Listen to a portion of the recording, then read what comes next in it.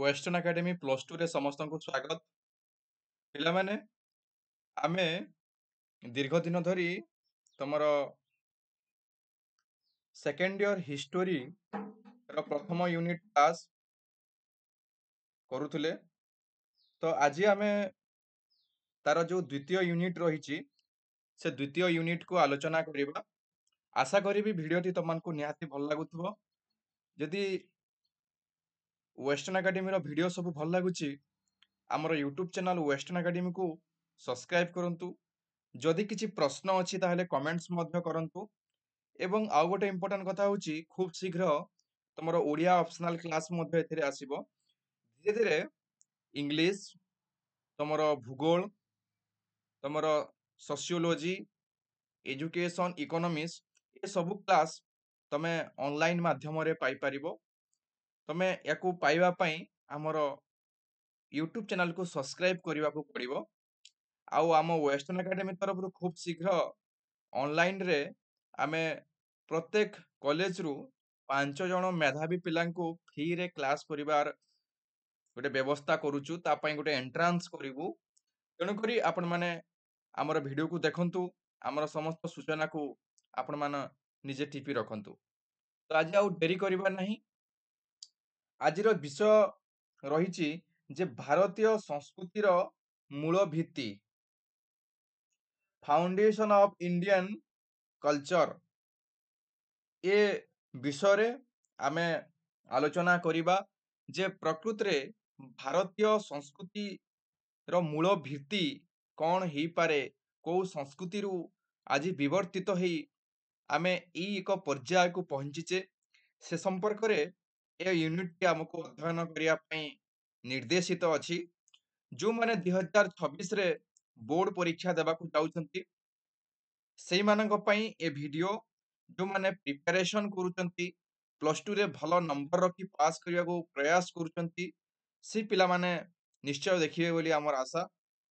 तो कौन पढ़िबा ना एथिरे पढ़िबा आमे हरप्पा संस्कृति विषय रे पढ़िबा यार आविष्कार यार भौगोलिक विस्तृति ए सब विषय रे आमे पढ़िबा। पृथ्वी पृष्ठ रे मानव सभ्यतार विवर्तन रे परिवर्तन रे हरप्पा संस्कृति एक स्वतंत्र स्थान एक स्वतंत्र मर्यादा दाबी करे। कारण हरप्पा एक सुप्राचीन संस्कृति बा सुप्राचीन सभ्यता। वस्तुतः हरप्पा संस्कृति भारत को पृथ्वीर सांस्कृतिक इतिहास रे एक स्वतंत्र परिचय दबारे अवहेला करी नाही। कारण ये जो हरप्पा संस्कृति एते समृद्धशाली संस्कृति जे विश्व दरबार रे भारतर सांस्कृतिक परिचय दबारे से हमको साहाय्य करिति। गोटे स्वतंत्र स्थान दबारे भारतर हरप्पा संस्कृतिर बड़ योगदान रही। ताहले 1922 1921 और 22 मसीह रे प्रत्नतात्विक खनन एवं सिंधु कोଳରେ हरप्पा मोहेंजोदारोर संस्कृतिर ए उभय संस्कृतिर जो आविष्कार पूର୍ବरु प्राय 100 वर्ष धरी पंजाब रो प्रदेश रे जोटा साहिवाल जिल्लार हरप्पा ग्राम रे अनेक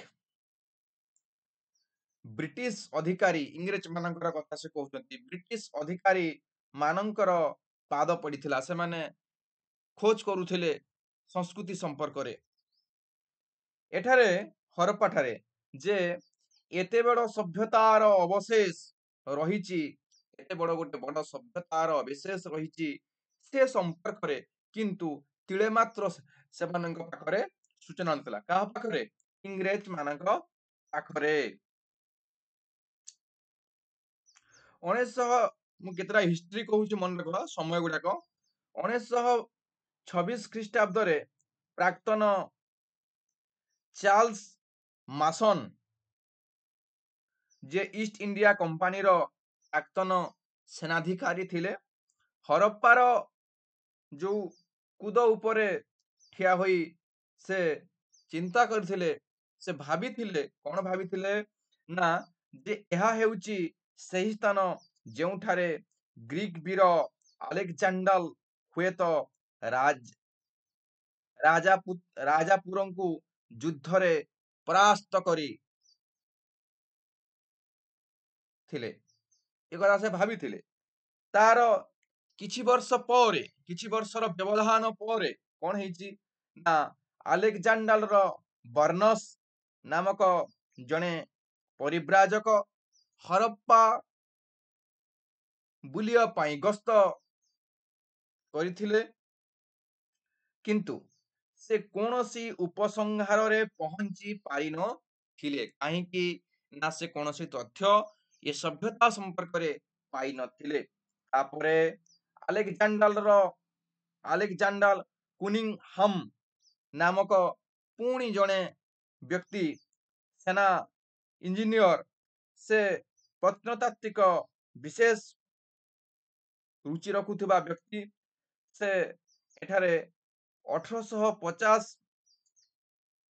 ଖ୍ରୀଷ୍ଟାବ୍ଦରେ ହରପ୍ପା ଯାଇ ଗୋଟିଏ କଣ କରିଥିଲେ ନା ଛୋଟ ଧରଣର ଖନନ କରିଥିଲେ। କେତେ? 1850 ରେ। କିନ୍ତୁ କୌଣସି ବିଶେଷ ସୂଚନା ପାଇନଥିଲେ। ସେ ମଧ୍ୟ କୌଣସି ହରପ୍ପା ସଭ୍ୟତା, ହରପ୍ପା ସଂସ୍କୃତି ସମ୍ପର୍କରେ କୌଣସି ସୂଚନା ପାଇନଥିଲେ। ପରବର୍ତ୍ତୀ ପର୍ଯ୍ୟାୟରେ 1872 ଖ୍ରୀଷ୍ଟାବ୍ଦରେ ଆଲେକଜାଣ୍ଡାର କୁନିଂହାମ୍ ହରପ୍ପା ଗ୍ରାମକୁ ପୁଣି ପରିଦର୍ଶନ କରିବାକୁ ଯାଇଥିଲେ। କିଏ ଯାଇଥିଲେ? ଆଲେକଜାଣ୍ଡାର କୁନିଂହାମ୍। ଠିକ ଅଛି। ସେତେବେଳେ ସେ ଭାରତୀୟ ପ୍ରତ୍ନତାତ୍ତ୍ୱିକ ସର୍ବେକ୍ଷଣ ସଂସ୍ଥା ବା ଯାହାକୁ କୁହାଯାଏ ASI ର ଡାଇରେକ୍ଟର ଜେନେରାଲ ବା ମହାନିର୍ଦ୍ଦେଶକ ଥିଲେ। ବୁଝିହଉଛି। ଯୋଉ ସମୟରେ ଦ୍ୱିତୀୟ ଥର ସେ ଯାଇଥିଲେ, ସେ ସମୟରେ ସେ କଣ ଥିଲେ ନା ଡାଇରେକ୍ଟର ଜେନେରାଲ ଥିଲେ। କୋଉଠିକାର? ନା ASI, archaeological survey of India ଯୋଉଟା ରହିଛି, ASI ତାକୁ ସର୍ଟ ଫର୍ମ ରେ କୁହାଯାଏ। ସେ ASI ର ଡିରେକ୍ଟର ଜେନେରାଲ ବା କଣ ଥିଲେ ନା ମହାନିର୍ଦ୍ଦେଶକ ଥିଲେ। ସେ ହରପ୍ପା ସଭ୍ୟତା ଉପରେ ବା ହରପ୍ପା ସ୍ଥାନରେ ପହଞ୍ଚି ସେ କଣ ଦେଖିଲେ ନା ଦେଖିଲେ ରେଲ ଲାଇନ ପ୍ରସାରଣରେ ନିୟୋଜିତ କିଛି କଣ୍ଟ୍ରାକ୍ଟର ହରପ୍ପାର କୁଦକୁ ଖୋଲି ଆମର ଯୋଉ ସେ ସମୟରେ ରେଲ ସମ୍ପ୍ରସାରଣ ଲାଇନ ର ସମ୍ପ୍ରସାରଣ କାର୍ଯ୍ୟ ଆରମ୍ଭ ହୋଇଥିଲା। ସେ ଲାଇନ ର ସମ୍ପ୍ରସାରଣ କାର୍ଯ୍ୟ ଆରମ୍ଭ ଯୋଉ ହେଇଥିଲା, କଣ ହେଇଥିଲା ପିଲାମାନେ? ସେମାନେ ବିଭିନ୍ନ ଯୋଉ ହରପ୍ପାର ବିଭିନ୍ନ ଯୋଉ କୁଦ ଗୁଡାକ ଥିଲା, ଯୋଉ ବଡ ବଡ ମାଟି କୁଦ ଗୁଡାକ ଥିଲା, ସେ କୁଦକୁ କଣ କରିଥିଲେ ନା ମାନେ ଖୋଳା ଯାଇଥିଲା। ଏବଂ ସେ ଖୋଳା ଯିବା ଫଳରେ କଣ ଦେଖିଥିଲେ ଆମର ଆଲେକଜାଣ୍ଡାର ଦେଖନ୍ତୁ ଅନେକ ଅନେକ ମାନେ ସେମାନେ କୋଡି କୋଡି ସବୁ କ୍ଷତି କରିଥିଲେ। ଏହା ତାଙ୍କୁ ବିଶେଷ ଭାବରେ ବ୍ୟଥିତ କରିଥିଲା। ଏହା ତାଙ୍କୁ ଦୁଃଖ ଦେଇଥିଲା। କାହାକୁ? ନା ଯିଏ ଡାଇରେକ୍ଟର ଜେନେରାଲ ଥିଲେ କନିଂହାମ୍। ଠିକ ଅଛି। କିନ୍ତୁ ସେ କିଛି ପ୍ରସ୍ତର ନିର୍ମିତ, ସେ କୋଉଠୁ ସେଠୁ କଣ ପାଇଲେ ନା କିଛି ପ୍ରସ୍ତର ନିର୍ମିତ କଣ ପାଇଲେ? ଉପକରଣ ପାଇଥିଲେ। 1872 ମସିହାରେ ଯେ ଦ୍ୱିତୀୟ ଥର ସେ ଯାଇଥିଲେ। ମନେ ରଖ ପିଲାମାନେ। ବୁଝି ହଉଛି। ସେ କଣ କଣ ପାଇଲେ ଦେଖ, ମାଟି ଖୋକରା ଏବଂ ଗୋଟିଏ ସିଲ୍ ପାଇଥିଲେ। କିଏ? ନା ଆଲେକଜାଣ୍ଡାର କନିଂହାମ୍। ଇଏ କଣ ପାଇଥିଲେ ନା ଗୋଟେ ମାଟି ଖୋପରା ଏବଂ ଗୋଟେ ସିଲ୍ ପାଇଥିଲେ। ବୁଝି ହଉଛି। ସିଲ୍ ବା ମୋହରରେ କିଛି ଲେଖା ଏବଂ ବୃଷଭର ଚିତ୍ର ଦେଖିବାକୁ ପାଇଥିଲେ। ଏ ଜଣେ ଇଂରେଜ ଲୋକ, ସେ ଦ୍ୱିତୀୟ ଥର ପାଇଁ ହରପ୍ପା ଗ୍ରାମକୁ ପହଞ୍ଚିଛନ୍ତି ଏବଂ କଣ୍ଟ୍ରାକ୍ଟର ରେଳ ଧାରଣାର ପ୍ରସାରଣ ପାଇଁ ବ୍ୟବସ୍ଥା କରୁଛନ୍ତି। ଏବଂ କଣ ହେଇଛି ନା ସେ ସମୟରେ ପିଲାମାନେ ଯୋଉଟା ସେ କିଛି ପ୍ରସ୍ତର ଭିତରୁ କିଛି ତଥ୍ୟ ପାଉଛନ୍ତି, ଗୋଟେ ବୃଷଭର ଚିତ୍ର ପାଉଛନ୍ତି, କିନ୍ତୁ ବୃଷଭର କୁଚ ନଥିଲା। ବୁଝୁଛି। ତେଣୁ ସେ ଭାବିଥିଲେ ଯେ ଏହି ସିଲଟି କୌଣସି ବିଦେଶୀ ଦେଶର ହୋଇଥାଇପାରେ। ଯୋଉ ସିଲଟା ପାଇଥିଲେ, ସେ ଅନୁମାନ କରିଥିଲେ ଯେ ଏହା ଭାରତର କୌଣସି ସିଲ୍ ନୁହେଁ, ମୋହର ନୁହେଁ ବା କୌଣସି ମୁଦ୍ରା ନୁହେଁ। ସେ ବିଦେଶର ଏକ କୌଣସି ସିଲ୍ ବୋଲି ସେ ମାନେ ମନେ ଚିନ୍ତା କରିଥିଲେ ହେଲା। ସେ ଯଦି ଅଧିକ ଅନୁଧ୍ୟାନ କରିବାକୁ ଚେଷ୍ଟା କରିଥାନ୍ତେ, ତାହେଲେ ସେ ଯଦି ଅଧିକ ଟିକେ ଆଉ ଟିକେ ଅନୁଧ୍ୟାନ କରିବା ପାଇଁ ଚେଷ୍ଟା କରିଥାନ୍ତେ, ତାହେଲେ ହରପ୍ପା ସଭ୍ୟତାର ଆବିଷ୍କାର ଶ୍ରେୟ ତାଙ୍କ ପାଖକୁ ଯାଇଥାନ୍ତା। ସେ ଯଦି ଆଉ ଟିକେ ଚେଷ୍ଟା କରିଥାନ୍ତେ, କୋଉଠି ସିଲ୍ କଣ ସବୁ ଏଇଟା କାହିଁକି ଆସିଲା, ଏସବୁ ଯଦି ତଥ୍ୟ ସେ ଟିକେ ଅନୁମାନ କରିଥାନ୍ତେ, ତାହେଲେ କଣ ହେଇଥାନ୍ତା ନା ଏଇ ଯୋଉ ହରପ୍ପା ସଭ୍ୟତା ଆବିଷ୍କାର ଯିଏ କରିଛନ୍ତି, ଏ ତାଙ୍କର ଯୋଉ ଶ୍ରେୟ ବା ଏ ଯୋଉ ସଫଳତା ସେ ପାଇଥାନ୍ତେ ବୋଲି ଗବେଷକମାନେ ମତ ଦଉଛନ୍ତି। ତାପରେ ଦେଖିବା ଆଉ ଏହାର ଇତିହାସ। ଭାରତୀୟ ପ୍ରତ୍ନତାତ୍ତ୍ୱିକ ସର୍ବେକ୍ଷଣ ସଂସ୍ଥା ବା ଏଏସ୍ଆଇ ଅଧିକାରୀମାନେ ବିଂଶ ଶତାବ୍ଦୀର ପ୍ରାରମ୍ଭରେ 1900 ଶତାବ୍ଦୀର ପ୍ରଥମରେ କଣ କଲେ, ଏହି ଅଞ୍ଚଳର ପ୍ରଥମେ ସର୍ବେକ୍ଷଣ କରିଥିଲେ। ଆମର ଭାରତୀୟ ଏଏସ୍ଆଇ ତରଫରୁ ମାନେ ଆର୍କୋଲୋଜିକାଲ ସର୍ଭେ ଅଫ ଇଣ୍ଡିଆ ତରଫରୁ ବିଂଶ ଶତାବ୍ଦୀରେ ପ୍ରଥମେ କଣ କରାଯାଇଥିଲା ନା ଗୋଟେ ବିଧିବଦ୍ଧ ଭାବରେ ହରପ୍ପା ଅଞ୍ଚଳରେ ଯାଇକି କଣ କରାଯାଇଥିଲା ନା ସର୍ଭେ କରାଯାଇଥିଲା, ସର୍ବେକ୍ଷଣ କରାଯାଇଥିଲା, ଖନନ କରାଯାଇଥିଲା। କିନ୍ତୁ ସେମାନେ ବିଶେଷ ମତାମତ ରଖିପାରି ନଥିଲେ, କଣ ପାଇଲେ କଣ ନ ପାଇଲେ ବା ଏଠାରେ କୋଉ ଏକ ସଭ୍ୟତା ଅଛି ଏତେ ପ୍ରାଚୀନ ସେ ସମ୍ପର୍କରେ କୌଣସି ଏମାନଙ୍କ ପାଖରେ ସୂଚନା ନଥିଲା ବା ମତାମତ ଦେବା ପାଇଁ ଏମାନେ ଅକ୍ଷମ ଥିଲେ। ଏହିପରି ଐତିହାସିକ ଡକ୍ଟର ଆର୍ ଭଣ୍ଡାରେକର କହିଥିଲେ ଯେ ସେ କଣ ଆର୍ ଭଣ୍ଡାରେକର କହିଥିଲେ ସେ କଣ ନା ଏହି ଅବଶେଷର ସମୟ କାଳ 250 ବର୍ଷରୁ ଅଧିକ ହୋଇ ନପାରେ। ସେ ଯୋଉ ସଭ୍ୟତା ଦେଖିଥିଲେ, କୋଉ ସଭ୍ୟତା ଦେଖିଥିଲେ ପିଲାମାନେ ନା ହରପ୍ପା ସଭ୍ୟତାକୁ ଦେଖିଥିଲେ।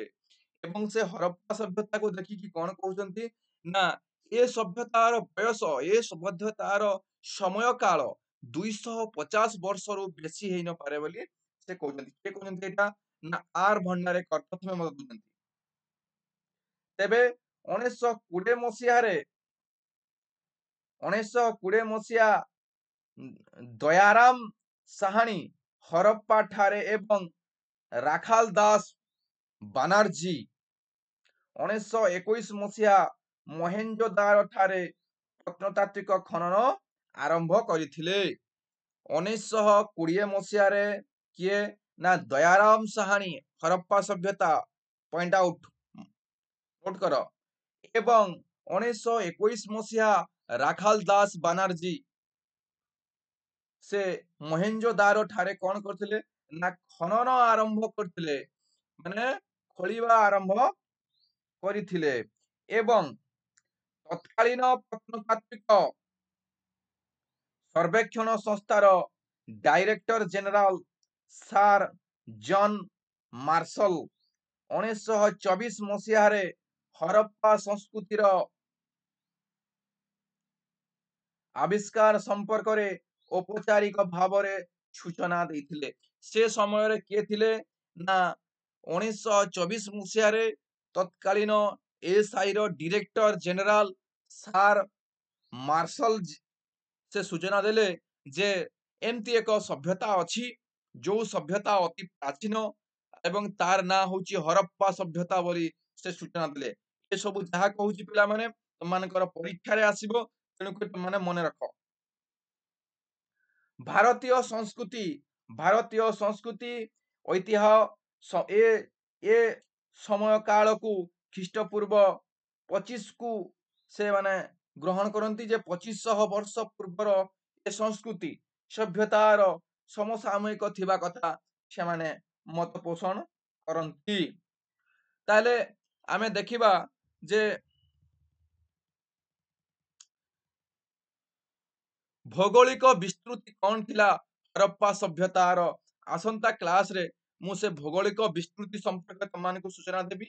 ଏ ଛୋଟ ଛୋଟ କ୍ଲାସକୁ ଆମେ କ୍ଲାସରେ ରଖି ଆମେ କଣ କରିବା ନା ଆମେ ସବୁଦିନ କ୍ଲାସ କରିବା ଏବଂ ସବୁଦିନ ନା କିଛି ନୋଟ୍ସ କରିବା, ଯାହା ଫଳରେ ଆମର ପ୍ଲସ ଟୁ କ୍ୟାରିୟରଟା ବହୁତ ଭଲ ଭାବରେ ହେଇପାରିବ। ଆଜି ପାଇଁ ଏତିକି। ୱେଷ୍ଟର୍ଣ୍ଣ ଏକାଡେମୀ ତରଫରୁ ସମସ୍ତଙ୍କୁ ଧନ୍ୟବାଦ।